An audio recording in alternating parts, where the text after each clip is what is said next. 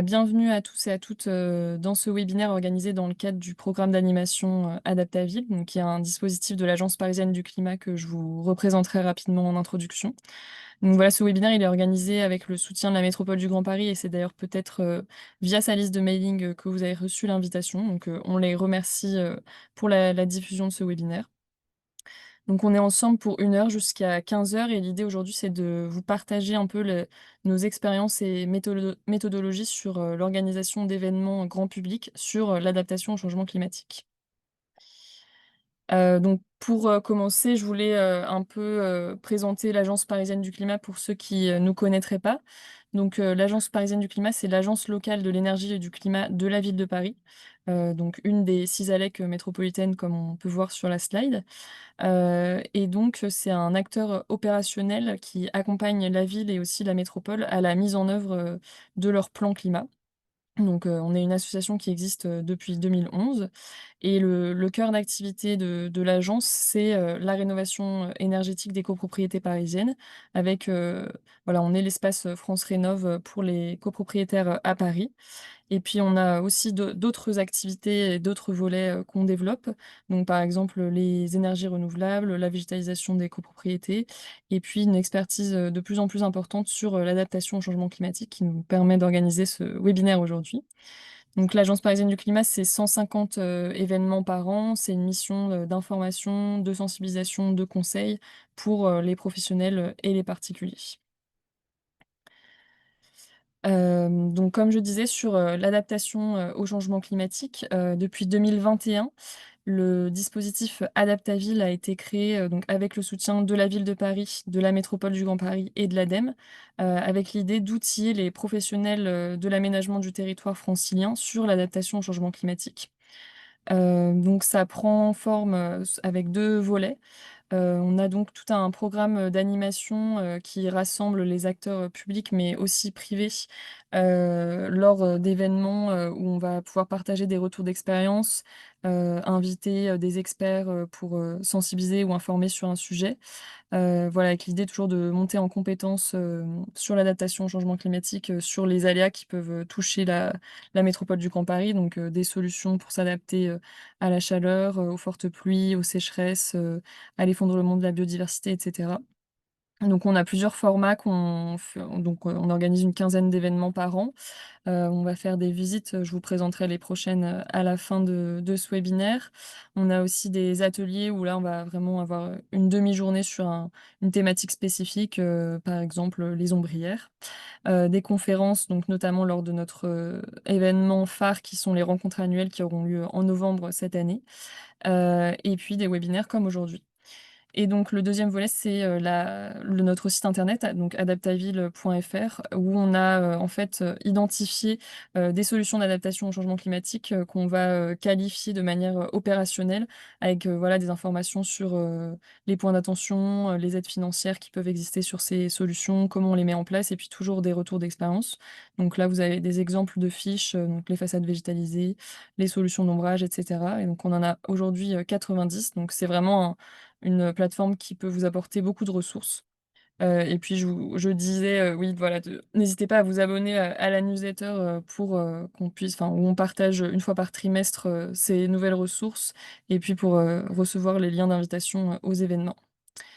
Et on a également, du coup un deuxième dispositif sur, l'adaptation au changement climatique que je laisse, Marin présenter. Oui, merci Anna.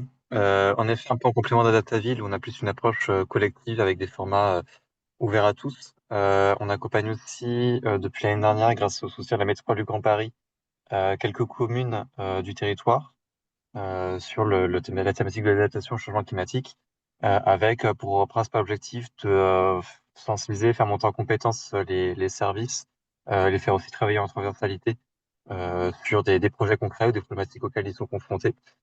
Euh, donc l'idée c'est qu'on propose des animations qui sont sur mesure. Ça peut être une formation générale sur le changement climatique, sur l'adaptation plutôt au changement climatique. Ça peut être une session plus courte de sensibilisation sur un thème spécifique, par exemple la gestion des eaux pluviales ou l'adaptation des bâtiments. On propose aussi des ateliers de travail au sein des services soit sur un projet, ça peut être un bâtiment qui doit être rénové, ça peut être une place, une cour d'école qui doit être faite. Ça peut être sur une problématique un peu plus générale, comme la gestion des espaces verts sur la commune, euh, ou, autour d'un plan pour adapter les bâtiments.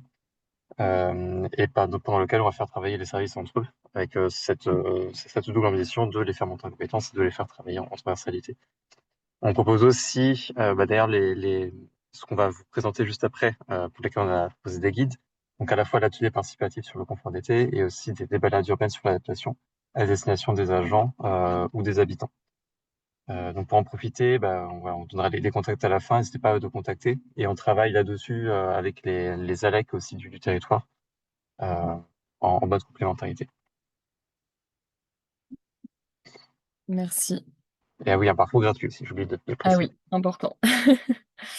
Du coup, sur le webinaire d'aujourd'hui, donc comme disait Marin, on a réalisé, 2 guides, qui présentent en fait, des méthodes qu'on a imaginées pour, organiser des événements, adressés au grand public sur l'adaptation au changement climatique.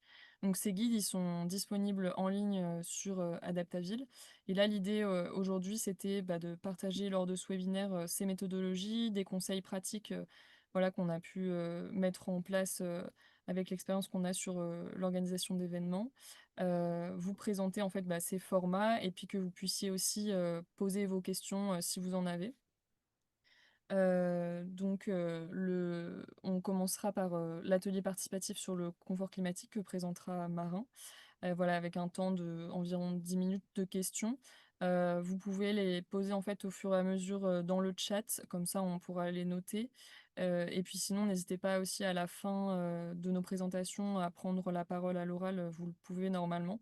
Vous pouvez également, lever la main, voilà, pour qu'on puisse voir, où on en est sur les questions. Par contre, pendant nos présentations, pensez bien à fermer, vos micros, voilà, pour qu'il y ait pas forcément de bruit parasite. Donc voilà, cette présentation, dans un premier temps par, Marin, sur, l'atelier participatif sur le confort climatique et puis on passera, à la présentation, sur la balade urbaine, sur l'adaptation et on terminera, à 15 heures. Donc je propose, Marin, que tu commences, on est pile dans les temps. Très bien. Donc, ouais, donc premier guide qu'on a fait sur l'organisation d'un atelier participatif sur le confort climatique. On l'a pensé à la base sur le confort d'été, mais comme on va le voir, c'est aussi un format assez modulaire qui peut aussi permettre d'aborder d'autres thématiques. Mais voilà, l'exemple aussi sur lequel je vais vous donner, sur lequel on se base sur le guide, c'est pour recueillir le ressenti des habitants pendant les vagues de chaleur. On se passer à un slide. Donc, c'est un atelier qu'on avait créé dans le cadre du projet de l'éco-gestionnaire de quartier, où on testait un nouveau métier qui devait faciliter, être un accélérateur, un facilitateur de la transition écologique du quartier en co-construisant des projets avec les habitants. Et dans ce cadre, il y a un diagnostic sensible qui a été réalisé et un des moyens, une des méthodes qui a été testée, c'est cet atelier dont on va parler aujourd'hui. On l'a créé à plusieurs. Donc, nous, ce qu'on a apporté, c'est la connaissance notamment de l'espace privé, de l'espace du bâtiment, du logement, sur lequel on travaille notamment sur les questions de rénovation énergétique, qui se complétait assez bien avec une approche qu'avait Jean-Christophe Chaublet, qui travaillait à la ville de Paris, qui est un urbaniste et qui, lui, s'intéressait beaucoup à la question des usages et des diagnostics sensibles. Notamment, il a participé, par exemple, aux nouvelles places parisiennes. Et donc, il va être intéressé par cette question-là, d'apprendre quels sont les usages et pratiques des habitants. Et nous, voilà, ce qu'on lui a apporté, ce côté aussi, s'intéresser pas seulement à l'espace public, mais aussi à l'espace privé. Et on a aussi été accompagné par une autre ville, une agence d'urbanisme, qui, elle, a une expertise assez poussée en facilitation et notamment pour tout ce qui va être les ateliers qui doivent conduire à un changement de comportement, ce qu'ils appellent la méthodologie d'accompagnement du changement. Et c'est aussi grâce à eux qu'on a pu, dans un premier temps, réaliser l'atelier, puis le guide. Donc, si tu peux passer, donc pour résumer rapidement cet atelier, ce qu'il apporte par rapport à d'autres méthodologies existantes, comme j'ai commencé à le dire, c'est qu'on s'intéresse pas seulement à l'espace public, ce qui est assez souvent le cas lorsqu'on fait des diagnostics sensibles, mais on allait aussi s'intéresser à deux autres échelles, l'échelle des espaces communs, c'est-à-dire là en l'occurrence la résidence. Donc on a travaillé, on avait testé les premières fois sur une grosse copropriété, donc on s'intéressait à la cour en particulier. Et on s'intéresse aussi à ce qui se passe à l'intérieur des bâtiments, donc le logement. Ce qui nous permet en fait de recréer la chaîne d'usage des personnes pendant les canicules, du moment où ils se lèvent le matin jusqu'au moment où ils se couchent le soir, à travers lorsqu'ils vont au travail, lorsqu'ils se lèvent le matin, euh, là où ils sortent aussi après le travail ou après l'école. Et donc c'était la manière pour nous de vraiment appréhender le vécu, le ressenti des habitants pendant les vagues de chaleur dans son ensemble, de manière complète. Euh, Aussi, évidemment, l'idée c'est aussi vraiment de mettre les habitants au centre de la démarche. D'ailleurs, selon nos objectifs, cet atelier peut aussi participer à faire émerger des solutions qui viennent des habitants ou à sensibiliser les habitants et les inciter à soit changer leurs pratiques, soit mettre eux-mêmes en place des projets. C'est aussi ce que ça nous apporte de travailler à l'échelle du logement et de la résidence, où c'est parfois des choses qui échappent à la collectivité. Et enfin, bah, sa question sur les usages, on a beaucoup travaillé à l'APC, donc Adaptaville, sur les méthodes de diagnostic, notamment de la surchauffe urbaine. Et on se rend compte que cette méthode sensible avec le ressenti des habitants est assez complémentaire des autres approches qu'on peut avoir qui sont davantage scientifiques, basées soit sur des relevés de température ou sur l'analyse de l'occupation du sol. Et on se rend compte qu'on passe à côté de certaines choses lorsqu'on ne demande pas directement aux habitants quelles sont leurs pratiques. Et c'est peut-être ce qu'on va voir quand je vais rentrer un peu plus en détail sur le contenu de l'atelier, sur ce que les habitants nous ont dit. Donc, tu veux passer. Donc, l'idée, il y a 8 étapes à respecter. Euh, mais à la charge de ces 8 étapes, ça va vraiment dépendre de votre contexte. Donc, on va les voir une par une et vous montrer un petit peu en quoi elles consistent. Donc, la première étape, ça va être de poser le contexte. C'est la slide de d'après. Euh, Avec le premier enjeu qui va être de délimiter la zone étudiée. Comme je dis, on va travailler sur 3 échelles, mais ces 3 échelles peuvent varier, et donc il faut savoir sur l'échelle, donc nous c'était le petit quartier sur quoi on va travailler, sachant que c'est un atelier qui marche assez bien, vraiment à une échelle micro-locale. Je pourrais vous dire un mot aussi d'une alternative qu'on a fait à l'échelle d'une ville, mais l'atelier, comme il a été pensé et détaillé dans ce guide-là, on parle vraiment du petit quartier, donc quelques îlots, quelques pâtés de maisons. Mais ça peut être par exemple une zone d'activité, ça peut être un campus scolaire, universitaire, pardon, selon le contexte que vous avez. Euh, et aussi, c'est aussi là où on va se demander, est-ce qu'on a aussi besoin de travailler sur ces différentes échelles? Selon le contexte, selon la démarche générale, peut-être que c'est simplement l'espace public qui va nous intéresser. Et dans ce cas, on va resserrer aussi un petit peu le périmètre de l'atelier. Euh, donc en tout cas, une fois qu'on a défini le quartier, on va aussi choisir l'espace commun considéré. Ça marche assez bien si c'est une résidence ou quelque chose d'assez grand sur lequel il y a des choses à faire. Nous, on l'avait testé pour la première fois dans une très grande copropriété. On avait seulement les habitants de cette copropriété qui étaient là. Euh, on peut aussi avoir le cas où c'est des plus petits immeubles et on a quand même envie de faire dans un petit quartier de réunir les habitants. Dans ce cas-là, sur l'échelle espace commun, on peut travailler sur un bâtiment type, un immeuble type par exemple, voire laisser de côté cette échelle et travailler uniquement sur l'échelle logement d'un côté et petit quartier de l'autre. Et enfin, l'idée c'est aussi de sélectionner les thématiques abordées. Donc, bah, nous, on était parti sur simplement le confort d'été, mais vous pouvez très bien aussi adapter cette méthode pour aller aborder d'autres thématiques. Ça peut être aussi, pourquoi pas, le confort climatique en général en ajoutant l'hiver. Pourquoi pas aussi parler plutôt de telles animations, par exemple, introduire les questions de déchets ou les questions énergétiques, voire devoir de transport. C'est vraiment quelque chose qui est assez modulable. Donc, une fois qu'on a bien posé le contexte, il s'agit d'identifier les besoins. Les besoins, ça va être des choses, c'est vraiment se demander pourquoi est-ce qu'on fait cet atelier et dans quelle démarche on s'inscrit. On va pas avoir les mêmes besoins si on s'inscrit dans une démarche de consultation parce qu'on a un projet, on sait qu'on a un dispositif de réaménagement d'un quartier, on sait qu'on va devoir faire de nouveaux aménagements et on veut connaître le ressenti des habitants en amont pour choisir les bons aménagements.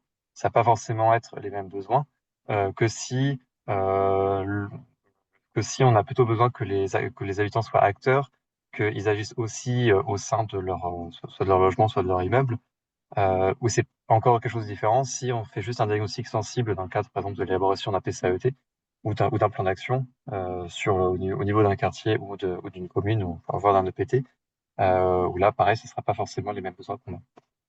Et dans les besoins, il faut aussi distinguer ceux des organisateurs. Donc ça peut être pour comprendre les usages, essayer de prioriser l'action en identifiant les points qui sont particulièrement sensibles, euh, éventuellement confronter aussi les habitants à des propositions que vous pouvez avoir. Euh, on contribue à faire un diagnostic, mais il faut aussi penser aux besoins des participants. Si vous les faites venir pendant un certain temps, souvent c'est des ateliers qui vont durer une heure et demie, faut aussi qu'ils trouvent leur compte. Donc ça peut être en passant par la convivialité, l'envie exprimer son ressenti, surtout s'il est très inconfortable, poser des solutions, etc. Donc c'est vraiment une étape clé, cette identification des besoins. Et nous, quand on l'a testé pour la première fois, il y avait vraiment cette idée de comprendre les usages, mais aussi que sensibiliser les habitants pour qu'eux-mêmes aient envie d'agir. Une fois qu'on a identifié ces besoins, il s'agit donc de passer à la troisième étape, donc de clarifier l'intention. Assez simplement, l'intention, ça va être une phrase qui va résumer l'idée de l'atelier, la direction du changement, le futur souhaitable, et qui c'est un peu la phrase qui, dès lors que vous voudrez communiquer, sera mise en avant. Donc pareil, pour l'exemple que je développe un petit peu, ça a été d'habiter le pressoir, donc le nom de la résidence en toute saison, parce qu'à l'origine, il est aussi question d'aborder aussi la thématique hivernale. Donc voilà, l'idée c'est d'avoir une phrase assez accrocheuse qui donne envie aux gens de venir et qui va résumer vraiment ce qu'on veut obtenir de l'atelier. Une fois qu'on a fait ça, on va s'intéresser aux objectifs. Donc ce qui sont par rapport aux besoins, vraiment la traduction très pratique, très précise. C'est vraiment se poser la question, qu'est-ce qu'on a besoin très concrètement de recueillir pendant l'atelier? Soit de recueillir, soit de, de partager auprès des participants sur les choses à leur apprendre. Et c'est des choses qui doivent être à la fois tangibles, avec des objectifs de production très clairs, ça peut aussi être des choses un peu plus intangibles, notamment lorsqu'on parle de la sensibilisation. Donc, pour vous prendre quelques exemples, si on avait le besoin un peu général de connaître et de comprendre les pratiques des usagers pendant une vague de chaleur, et ben les objectifs, ça va être, on veut récolter des verbatims, euh, on veut noter également quelles sont les stratégies des habitants pour faire face à à l'inconfort thermique, que ce soit les zones qu'ils évitent ou chez eux, les petites pratiques qu'ils vont avoir pour rafraîchir leur logement. Et on veut aussi pouvoir tracer les parcours types dans le quartier pour savoir par où ils passent dès lors qu'il fait chaud. Et c'est quand même notamment intéressant en comparant par rapport à leur trajet normaux. Pour prendre un autre exemple, sur le besoin qui est d'identifier les besoins et les attentes des habitants face aux vagues de chaleur, on part comme objectif de lister les manques du quartier, de recueillir les propositions qui viennent des habitants et de discuter aussi des obstacles à l'aménagement des espaces communs euh, avec eux, parce que parfois la commune peut aussi les aider à, par exemple, digitaliser leur cours. Donc une fois qu'on a ces objectifs, hein, évidemment, il y en a beaucoup. On détaille un peu aussi, on donne aussi beaucoup d'autres exemples d'objectifs possibles dans le guide. Il est temps de concevoir le déroulé. Et l'idée, c'est que tous les objectifs se retrouvent dans le déroulé. Euh, c'est en ça qu'il est assez modulable, hein, c'est vraiment les besoins qui vont tout définir derrière. Donc, sur les grandes étapes, on a toujours un temps d'inclusion qui est assez important, qui est le moment où on va accueillir les habitants.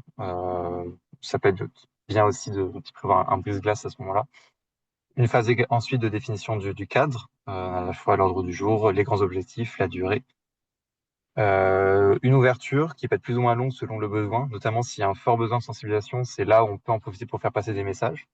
C'est aussi si jamais on sent que pour la phase qui va suivre, qui est le travail sur table, si on a besoin de savoir des choses en amont, par exemple sur les solutions possibles de rafraîchissement, c'est aussi là où on peut le faire.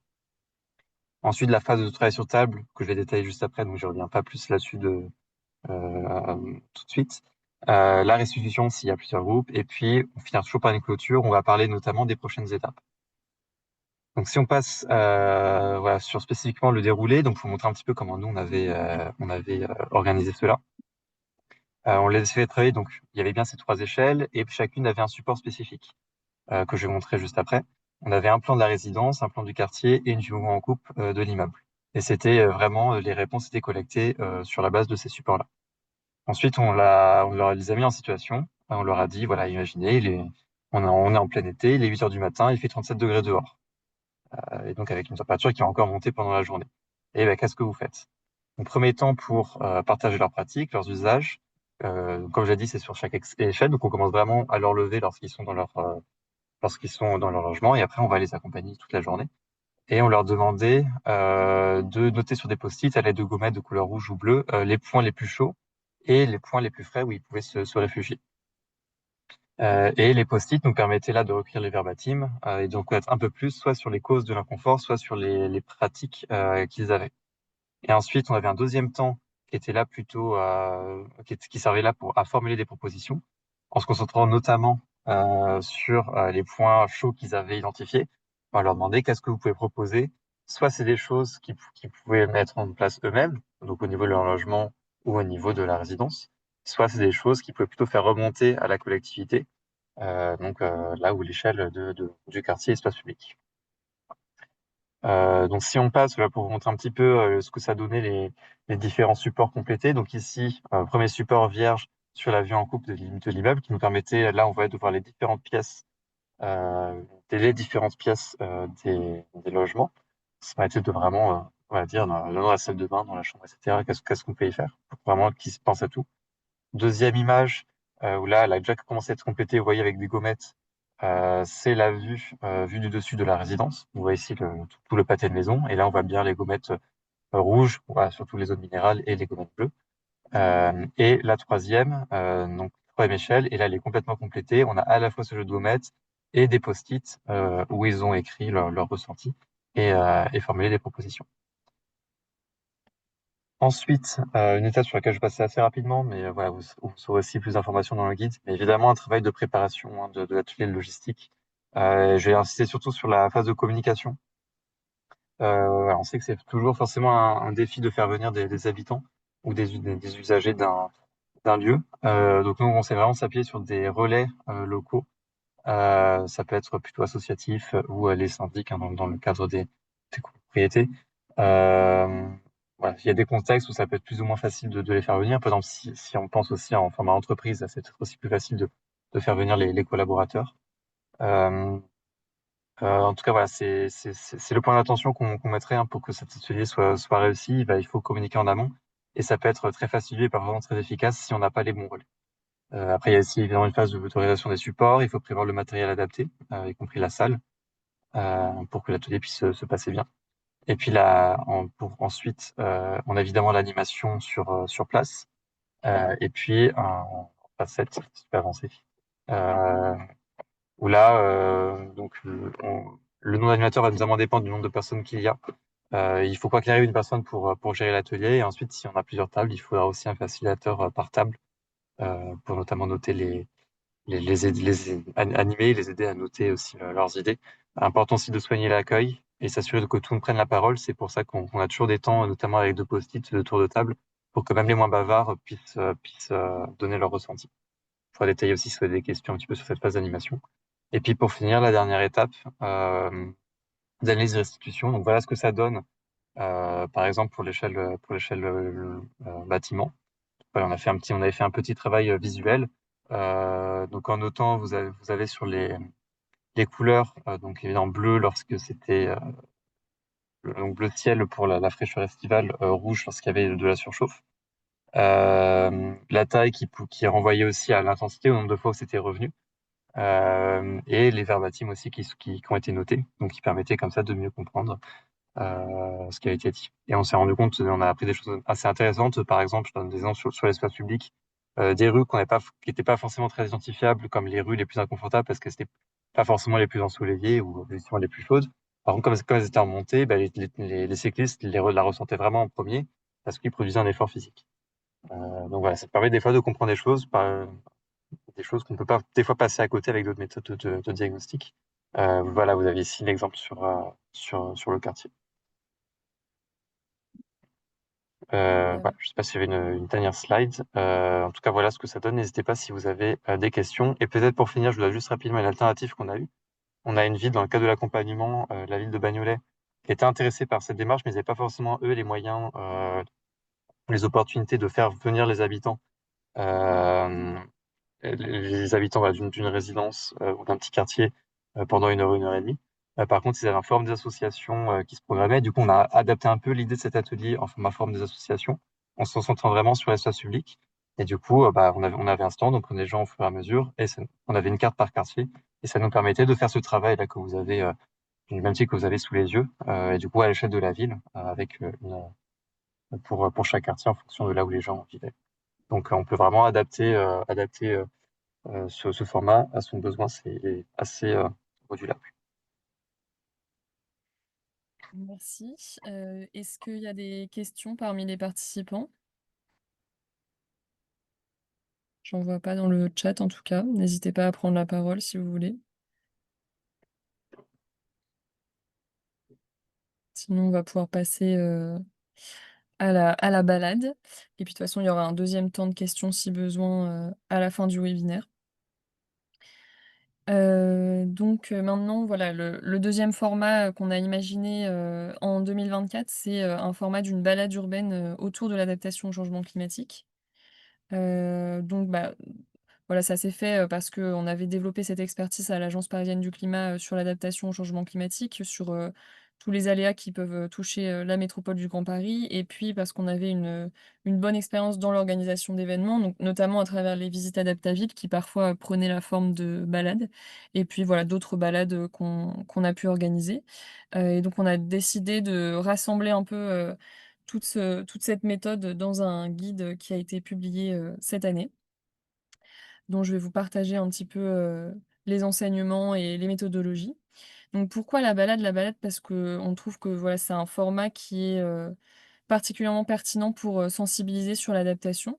Ça permet en fait de faire comprendre directement, sur le terrain les impacts concrets du changement climatique, donc quels aléas touchent, mon territoire, ma ville, mon logement. Et ça permet aussi du coup de sensibiliser au changement climatique via ces sujets d'adaptation. C'est un format aussi qui est apprécié par les participants souvent parce qu'ils appréhendent directement sur le terrain, ce qu'on leur explique et donc là, en l'occurrence, c'est, l'occasion de présenter les aménagements qu'on met en place pour adapter la ville. Ça permet souvent de faciliter, leur compréhension, leur, acceptabilité, et puis, leur prise en main. Et puis c'est aussi l'occasion de transmettre un nouveau regard sur la ville. En tout cas là, dans la balade qu'on a pensée, l'idée c'est de rendre les participants capables d'identifier les problèmes, et les solutions qui existent, avec un format qui est assez, participatif, en leur faisant aussi prendre en compte les solutions qu'ils peuvent mettre en place, eux-mêmes, à leur échelle et en mettant en avant le rôle qu'ils peuvent jouer, dans l'adaptation au changement climatique. Donc comme marin, je vais un peu vous, dérouler les étapes qu'on a pensées, dans ce guide. Donc le guide, en fait, c'est toute une partie sur la méthodologie pour organiser et animer, cette balade.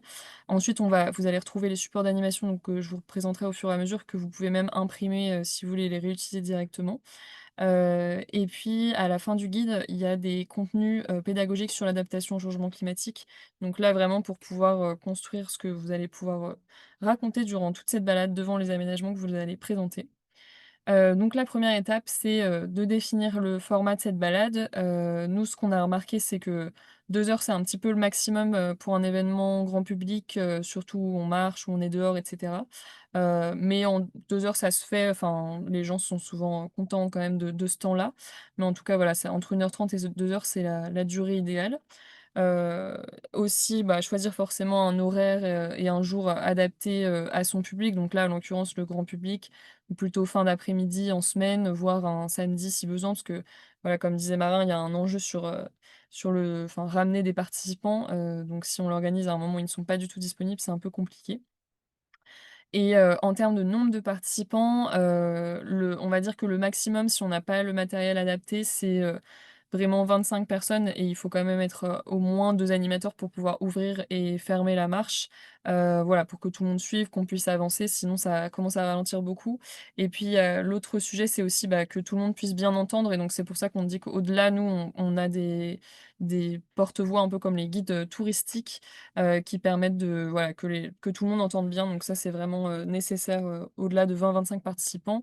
Et puis aussi, anticiper si on a plus de participants, d'avoir assez d'espace, disponible, là où on s'arrête pour, pas gêner trop, l'espace public. Ensuite, donc la deuxième étape, ça va être de construire le parcours de la balade. Donc c'est une étape qui prend, enfin c'est l'étape, on va dire, qui prend le plus de temps souvent. Sauf si on connaît très bien, son quartier. Donc justement, première étape, ça va être d'identifier un quartier où il y a en fait assez d'aménagements à montrer dans un périmètre resserré, parce qu'on ne peut pas non plus parcourir des kilomètres et des kilomètres. Nous, on dit que l'idéal, c'est entre 1 km et 1,5 km pour 1 h 30 de balade avec, 5 arrêts, environ, pour que voilà, enfin ça avance bien et ça déborde pas trop. Hem Et donc pour choisir ce quartier, bah, ça peut être un quartier où il y a des aménagements récents que justement vous voulez mettre en valeur, ou expliquer. Ça peut être un quartier qui est particulièrement sensible à un risque climatique, donc par exemple aux inondations, ou un quartier aussi pour, faciliter la construction du parcours, bah, que vous connaissez bien, le quartier où vous travaillez, où vous habitez, ça vous permettra d'identifier plus facilement, les potentiels arrêts. Ensuite, nous, ce qu'on fait souvent, c'est un premier repérage en ligne, donc sur, Google Maps, mais ça peut être ailleurs, qui permet aussi surtout de calculer le temps de parcours, entre ces arrêts pour justement voir le temps et la distance, si on rentre, dans les clous. Et puis ensuite, une étape importante qui est le repérage, sur place, qui permet, bah, de tester vraiment le temps de la balade, de voir, si, on a des espaces pour s'asseoir pendant les arrêts, parce que ça peut être un peu long pour des personnes d'être debout pendant 1 heure et demie, 2 heures. S'il y a des espaces aussi pour s'abriter du soleil ou de la pluie, si besoin. De repérer s'il y a des sanitaires dans la ville, des points d'eau, si les sites sont assez accessibles. Voilà, ce genre de détails, pratiques, mais quand même très importants, et puis aussi l'occasion de prendre des photos, bah, notamment pour communiquer, sur la balade ensuite. Donc, une fois qu'on a choisi son quartier pour, définir ces différents arrêts, on a créé en fait un tableau avec des idées d'arrêts, même s'il y en a encore, beaucoup, mais que vous pourrez retrouver dans le guide. En fait, il y a vraiment beaucoup d'aménagements en ville qui sont un bon prétexte, pour parler d'adaptation au changement climatique. Donc là, par exemple, on voit, bah, les arbres, une bouche d'égout, une climatisation. Donc enfin voilà, c'est des choses qu'on peut retrouver, assez facilement et qui permettent de parler, de différents, aléas ou de différentes problématiques. Hem, Après, une fois que voilà, qu'on a trouvé ces arrêts qui nous permettent, de parler des différents sujets dont on veut sur lesquels on veut partager, hem l'idée, c'est aussi de vérifier, bah, s'ils sont, bien accessibles, enfin, en tout cas, pour le point d'arrivée et le point de départ, s'ils sont accessibles, en transport en commun si possible ou au moins s'il y a des places pour se garer et cetera. Comme je disais, voilà, les assises, les espaces ombragés, qu'ils soient assez grands aussi, surtout quand on s'arrête, quand on marche, bon, bah, c'est pas très grave si c'est assez serré, mais si on s'arrête, 5-10 minutes pour parler de quelque chose, qu'il y ait assez d'espace pour, ne pas gêner la circulation et qui soit aussi assez calme, même si du coup, nous, parfois, on a certaines balades qu'on a fait, on commence par le début de la balade commence par un endroit qui n'est pas du tout adapté, et finit par un endroit très adapté. Enfin, ça peut être une manière de, voilà, d'aller du pire au meilleur. Et donc parfois, c'est dans des endroits où il y a beaucoup de bruit et cetera. Mais c'est vrai que faut faire attention que la balade reste quand même un moment agréable pour les participants. Donc même si c'est pas forcément le plus représentatif de la ville, essayer de passer par des endroits qui sont agréables. Une autre idée aussi pour choisir le début et la fin de la balade, c'est de commencer par un espace en hauteur et de finir aussi par cet espace en hauteur, ce qui permet d'avoir une vue un peu sur la ville, si vous en avez, sur votre territoire. Ensuite, donc étape sur laquelle le marin, a déjà donné quelques informations et effectivement très important de communiquer sur cet événement. Donc à anticiper, nous, ce qu'on fait souvent, c'est qu'on envoie les premières communications un mois, avant l'événement et qu'on fait des relances, hem, voilà, pour s'assurer qu'il y ait des participants, le jour J. On fait toujours un formulaire d'inscription pour pouvoir suivre le nombre de participants, avec plus de places, que possible qui sont ouvertes, ce qui est un petit peu un risque, mais il y a quand même souvent, bien la moitié des gens qui ne viennent pas le jour J, donc pour pas avoir, raté des inscriptions, on va dire. Et puis comme disait Marin, bah, vraiment essayer de s'appuyer sur les acteurs, locaux, donc si vous avez des associations locales, des associations d'habitants, bah, l'ALEC, de votre territoire, qui peut être un très bon relais, les mairies et cetera. Donc nous, je crois qu'on avait été relayés par la ville de Paris justement pour certaines, balades. Et puis bien, faire des rappels aux participants pour pas qu'ils oublient de la caler dans leur agenda et qu'ils soient bien là le jour J. Ensuite, il va falloir organiser la logistique sur une balade. Une fois qu'on a fait tout ce parcours, elle est quand même assez rapide à mettre en œuvre, bah, parce qu'on n'a pas de salle à réserver particulièrement. Donc voilà, il y aura les impressions des supports que je vais vous présenter, du déroulé quand même et des arrêts que vous allez faire pour, bien suivre, où est-ce que vous en êtes, respecter votre timing et cetera. Une feuille d'émargement si vous le souhaitez. Nous, souvent, si on est en été, on pense à prendre de l'eau, au cas où, quelqu'un en ait besoin, donc le porte-voix dont je parlais, des stylos si les gens n'en ont pas et puis avoir un téléphone aussi, ça peut être bien utile, pour être joignable, pour appeler les secours si besoin, j'espère pas, mais voilà. Prendre des photos, accéder au GPS et cetera. Et ensuite la dernière étape sur les étapes, amont, ce qui peut être intéressant, c'est de déjà penser à l'après justement, parce que parfois on a un peu tendance à l'oublier. Donc bah, un petit mail de remerciement, c'est toujours, agréable pour les participants, puis vous pouvez en profiter pour leur envoyer des ressources.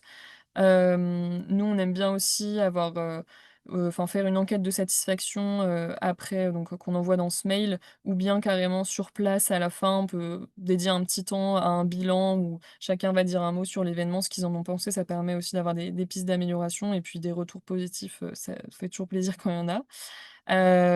Puis voilà, si vous voulez valoriser l'événement, en termes de communication, sur les réseaux sociaux, et puis ce qu'on fait aussi souvent, c'est une réunion en interne avec toutes les personnes qui ont participé à l'animation, bah, toujours pour dans cette idée d'avoir des pistes d'amélioration. Donc ensuite sur vraiment, je vais rentrer plutôt dans le contenu, de la balade et le discours que vous pouvez, transmettre. Donc en fait, justement de ce dont je vous parlais dans le guide, on a ce qu'on a appelé des fiches impact, sur, les risques, liés, au changement climatique qui peuvent, exister sur, le territoire de la métropole du Grand Paris.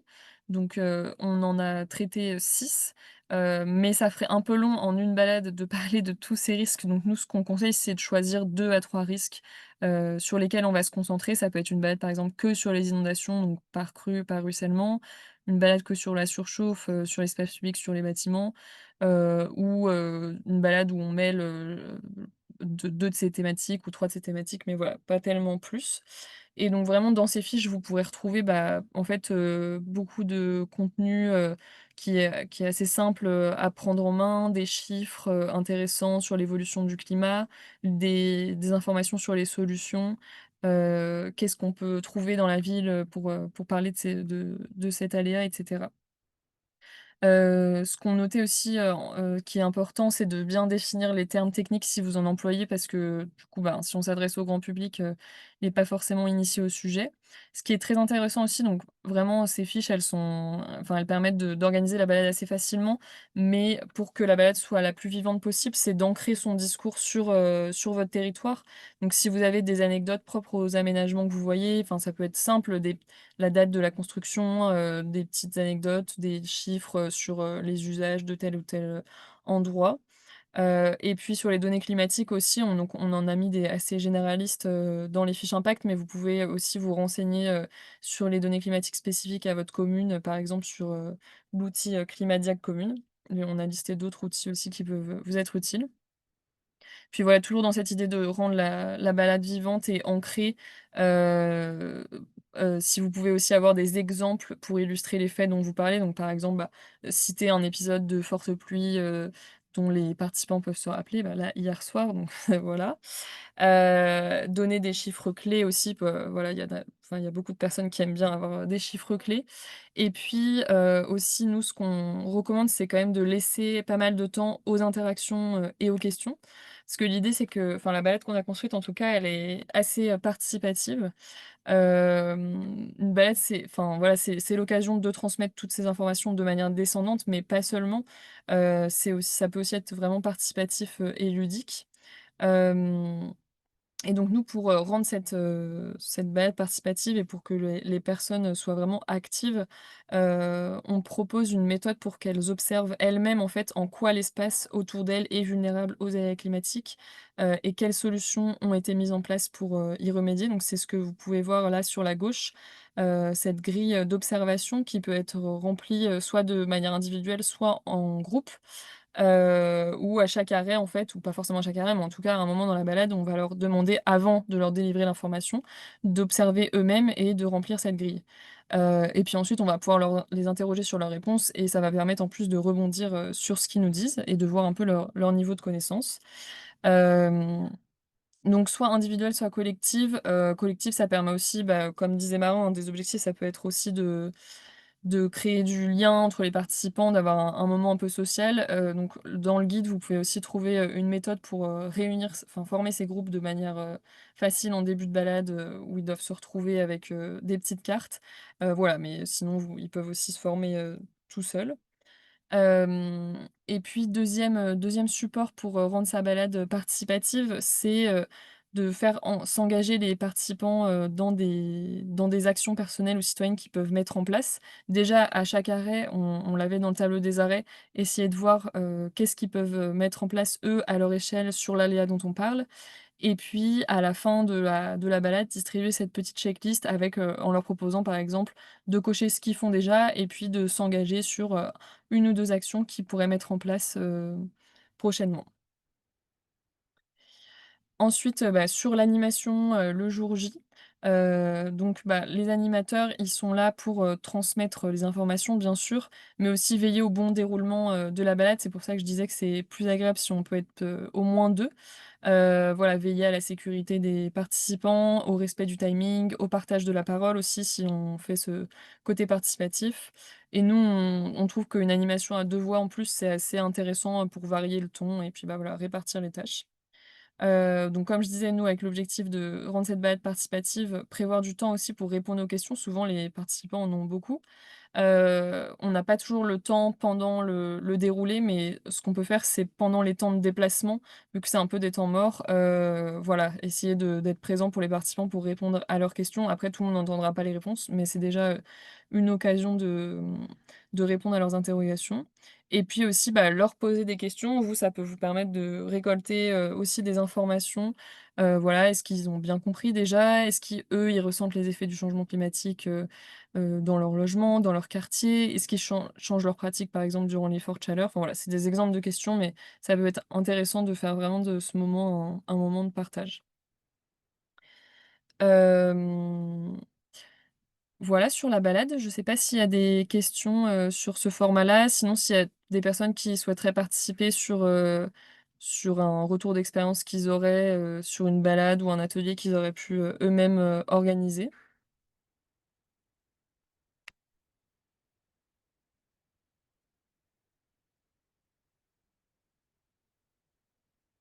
Pas forcément, du coup, j'ai l'impression.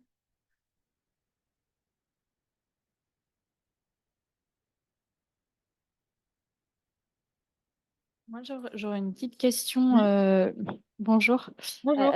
Alice Papillon, chargée du plan climat de la ville de Pantin. Oui. Je suis intéressée, à savoir, pour savoir pour délimiter, on va dire, votre accompagnement dans le cadre de ces ateliers. Est-ce qu'on est ici pour, voilà, partager ce qu'on fait déjà? Est-ce que vous pouvez nous fournir, certains outils? Comment est-ce que vous accompagnez, plus concrètement les communes du territoire? Est-ce que Donc bah, déjà ces 2 guides, ils sont en ligne, ils sont disponibles, pour tout le monde. Après si vous avez des questions plus poussées, on peut prendre un temps, que ce soit en visio ou par mail, pour y répondre. Et Marin, je te laisse peut-être, compléter, mais du coup, nous, on peut organiser ça pour, enfin, ce genre de balade pour la ou de d'atelier pour la ville de Paris et puis si votre commune rejoint le programme d'accompagnement des collectivités, ça fait partie du coup, des actions qui sont proposées. Donc dans ce cas-là, ça peut vraiment être, organisé par l'Agence parisienne du climat en lien avec, l'ALEC de votre territoire également. Marin, je te laisse compléter. Oui, oui, oui, bah, Anna l'a bien dit, mais en effet, c'est juste pour faire une balade, voilà, nous, on a vocation à travailler auprès des citoyens, sur Paris, vu qu'il y a d'autres ALEC, derrière sur le reste du territoire. Par contre, voilà, on peut être un appui, on peut aussi vous assister pour la première, mais c'est pas nous qui l'organiserions. Par contre, en D'accord. effet, donc, la métropole du Grand Paris nous finance pour un accompagnement là qui est un petit peu plus loin. En général, c'est de l'ordre, on fait de l'ordre de 3 animations sur une année. Comme je l'ai dit, donc ça ciblait pas mal les services techniques, mais on a aussi ce genre de formats qui sont aussi pour les habitants. Et donc là, si vous êtes intéressé pour en savoir plus, n'hésitez pas à me contacter. Voilà, on pourra aussi vous envoyer une description écrite un petit peu plus longue de ce en quoi consiste cet accompagnement-là. Mais dans ce cadre-là, par contre, là, on serait en mesure d'organiser nous-mêmes ce type d'événement, voilà, en Pour les collaboration avec. services, c'est ça? Bah, ça peut être soit pour les services, soit pour les habitants, selon le besoin. OK, super. Bah, merci, je vous écrirai un petit mail. Très bien. Merci. Est-ce qu'il y avait d'autres questions, remarques ou partage d'expérience?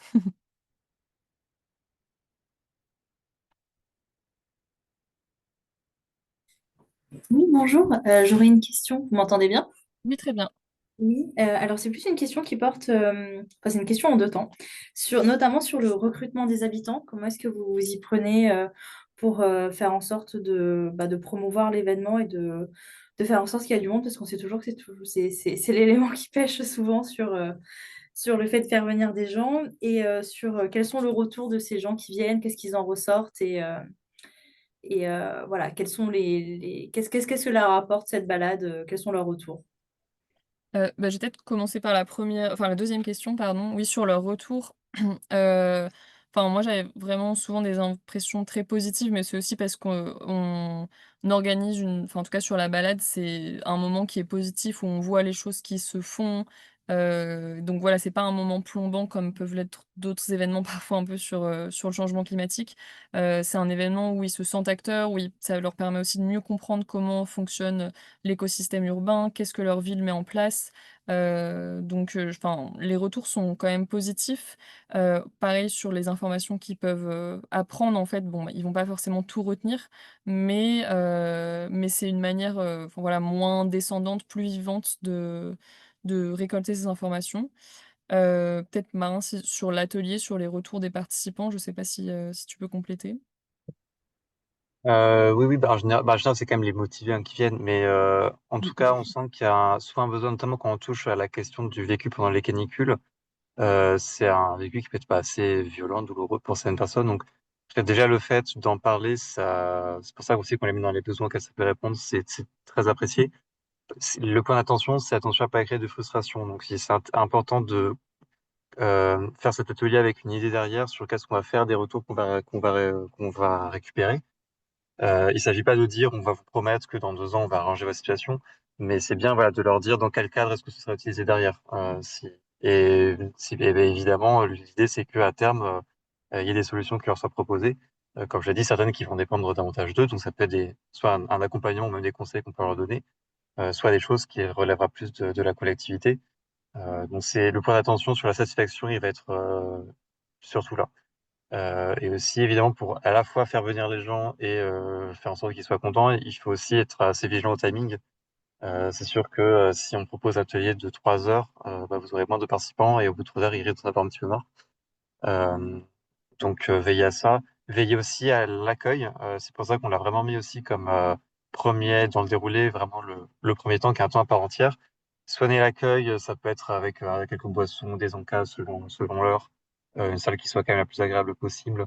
Profite aussi de ce petit temps des premières minutes pour commencer à créer un lien avec eux. Ces petites choses qui ont l'air de rien, mais qui font vraiment la différence et permettent aussi que les gens soient dans un bon état d'esprit pendant l'atelier derrière. Voilà des petits conseils pour qu'ils soient satisfaits. Après, ouais, pour le recrutement, alors nous, on a de la chance à l'Agence Parisienne du Climat, donc pour les événements grand public, on a battu une newsletter qui touche pas mal de public, donc pour les balades, on arrive à avoir un nombre conséquent.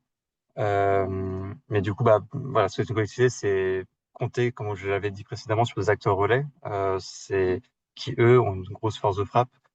C'est un plus. Après, on a déjà fait, par exemple, pour des mairies d'arrondissement, dans le cadre de la révision du plan climat, une balade où là, il y a eu un boitage qui a été réalisé. Mais là, voilà, c'est quelque chose quand même qui est plus coûteux, donc à voir si ça vaut le coup. Mais c'est des choses qui peuvent se faire, qui peuvent marcher. Euh, mais moi, je dirais, va être le plus simple. Alors déjà, si jamais vous avez la chance d'avoir un canal de communication, par exemple sur le journal local de votre commune, de votre collectivité, ça marche bien. Sinon, ouais, les acteurs relais, c'est des associations qui permettent de mailler le terrain euh, ou de profiter des événements qui réunissent beaucoup de monde pour communiquer à ce moment-là.